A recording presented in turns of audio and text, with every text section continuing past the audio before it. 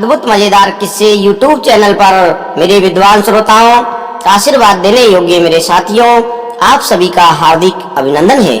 आज हम आप लोगों के लिए एक बहुत ही अद्भुत मजेदार राजा विक्रमादित्य की कहानी लेकर फिर से उपस्थित हुए हैं। आज हम कहानी के माध्यम से आपको बताएंगे कि राजा विक्रमादित्य को जो 32 पुतलियों वाला सिंहासन मिला था, उस पर बैठकर कैसे न्याय करते थे। श्रोताओं, राजा विक्रमादित्य का जो 32 पुतलियों वाला सिंहासन था, उस पर जब राजा भोज तीसरे दिन बैठने का प्रयास करते हैं तो तीसरी पुतली चंद्रकला निकलती है और वो राजा भोज को विक्रमादित्य की भाग्य और पुरुषार्थ की जो लड़ाई होती है उसका किस्सा सुनाती है और कहती है, राजा भोज, यदि आप में ऐसा गुण है, यदि आप में ऐसा न्याय करने की क्षमता है तो आप बैठ सकते हैं। पहले मेरी कहानी सुन लो। राजा भोज श्रोताओं पुतली चंद्रकला की कहानी सुनने लग जाता है और पुतली कहती है, सुन राजा, एक बार भाग्य और पुरुषार्थ के बीच इस बात को लेकर बहस हो गई कि उन दोनों में से बड़ा कौन है। और भाग्य ने कहा कि हर किसी को जो भी मिलता है वो भाग्य से ही मिलता है। ये सुनकर पुरुषार्थ कहने लगा, बिना मेहनत किए कुछ भी हासिल नहीं होता। दोनों के बीच कई दिनों तक इस बात को लेकर आपस में वाद विवाद होता रहा। देखते ही देखते बात इतनी बढ़ गई श्रोताओं कि दोनों ने इसके समाधान के लिए देवताओं के राजा इंद्र के पास जाने की ठान ली। दोनों इंद्रदेव के पास पहुंचकर इस सवाल का जवाब मांगने लगे, लेकिन मामला गंभीर होने की वजह से देवराज को भी कुछ समझ नहीं आया। फिर देवराज इंद्र ने उन दोनों को राजा विक्रमादित्य के पास जाने की सलाह दी। उन्होंने कहा कि राजा इस बात का जवाब दे सकते हैं कि आप दोनों में से कौन सबसे बड़ा है। श्रोताओं, इतना सुनते ही भाग्य और पुरुषार्थ तुरंत मानव वेश में विक्रमादित्य के पास पृथ्वी लोक पर पहुंच गए। राजा के दरबार में पहुंचकर भाग्य और पुरुषार्थ ने अपने झगड़े की वजह राजा विक्रमादित्य को बताई। उस वक्त राजा विक्रमादित्य को भी इसका कोई उचित जवाब नहीं जान पड़ा। तब राजा ने इन दोनों से, भाग्य और पुरुषार्थ से 6 महीने का समय मांगा। इस अवधि के दौरान भाग्य और पुरुषार्थ के सवाल का उन्हें कोई जवाब नहीं आ रहा था। श्रोताओं, तब राजा सही जवाब की तलाश में अपने राज्य में जनता के बीच सामान्य नागरिक का भेष बनाकर घूमने लगे। श्रोताओं, राजा को काफी कोशिश करने के बाद भी अपने राज्य में इस बात की जानकारी नहीं मिली और उनके जवाब का उत्तर नहीं मिला। फिर राजा भेष बदलकर दूसरे राज्य में जाने का फैसला करने लगा। ऐसा करते करते राजा कई राज्यों में पहुंच गया श्रोताओं, लेकिन उन्हें जवाब नहीं मिला और राजा विक्रमादित्य बड़े चिंतित हुए।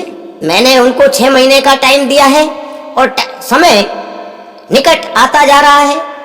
इस दौरान राजा एक व्यापारी के पास जाकर काम के लिए कहते हैं कि हे व्यापारी, मेरे को काम पे लगा लो। जो कोई अन्य नहीं कर सकता ऐसा काम मैं आपका कर सकता हूँ। जो किसी व्यक्ति से नहीं होगा उस काम को मैं आपके को कर सकता हूँ। श्रोताओं, कुछ दिन बाद व्यापारी बाहर काम के लिए राजा विक्रमादित्य के साथ जहाज से जाता है और व्यापारी ने विक्रमादित्य को काम पर लगा लिया। कुछ दूर जाते ही अचानक तेज तूफान आने लगा और जहाज एक टापू के पास जाकर फंस गया। तूफान थमने के बाद जहाज को टापू से बाहर निकालने के लिए लोहे का कांटा उठाना होता है। व्यापारी ने राजा को उसे उठाने के लिए कहा। जैसे ही राजा ऐसा करता है तो जहाज तेजी से आगे निकल गया और राजा विक्रमादित्य टापू पर ही छूट गए। टापू पर छूटने के बाद राजा विक्रमादित्य कुछ देर आगे चले तो उन्हें वहां एक नगर दिखाई दिया। नगर के गेट में लिखा हुआ था कि यहाँ के राजा की बेटी का विवाह महाराज विक्रमादित्य के साथ होगा। और श्रोताओं, महाराज विक्रमादित्य ने अपनी पहचान छुपा रखी थी। यह पढ़कर राजा चौंक गए और महल में चले गए। वहां पहुंचते ही उनकी मुलाकात राजकुमारी से हो गई। कुछ दिनों के बाद श्रोताओं, दोनों की शादी हो गई। महल में कुछ दिन बिताने के बाद राजा विक्रमादित्य अपनी पत्नी व राज्य की राजकुमारी को लेकर अपने राज्य की ओर निकल पड़े। रास्ते में राजा की भेंट एक सन्यासी से हो गई। वह सन्यासी चमत्कारी माला और एक छड़ी राजा को दे देता है। सन्यासी ने राजा को बताया कि इस माला को पहनने पर व्यक्ति अदृश्य हो जाता है और छड़ी से सोने से पहले जो भी मांगा जाए वो मिल जाता है। राजा सन्यासी को उपहार के लिए धन्यवाद कहते हैं और आगे बढ़ जाते हैं। राजा विक्रमादित्य महल पहुंचकर राजकुमारी को अंदर कमरे में भेज देते हैं और खुद बगीचे में चले जाते हैं। वहां राजा विक्रमादित्य की मुलाकात एक गायक और ब्राह्मण से होती है। बगीचे में दोनों ने राजा को बताया कि वो इस दिन का सालों से इंतजार कर रहे थे।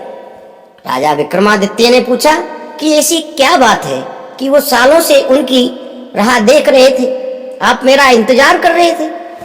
दोनों ने बताया कि वो गरीब हैं और बहुत समय से बगीचे में ये सोचकर मेहनत कर रहे हैं कि एक दिन राजा उनके सब दुखों को दूर कर देंगे। श्रोताओं, इतना सुनते ही राजा विक्रमादित्य ने सन्यासी से मिली माला गायक को दे दी और छड़ी ब्राह्मण को दे दी। उसके बाद उनको छड़ी और माला का राज बता दिया और राजा अपने दरबार में चले गए। 6 महीने बीतने के बाद भाग्य और पुरुषार्थ दोनों राजा के सभा में फिर उपस्थित हो गए।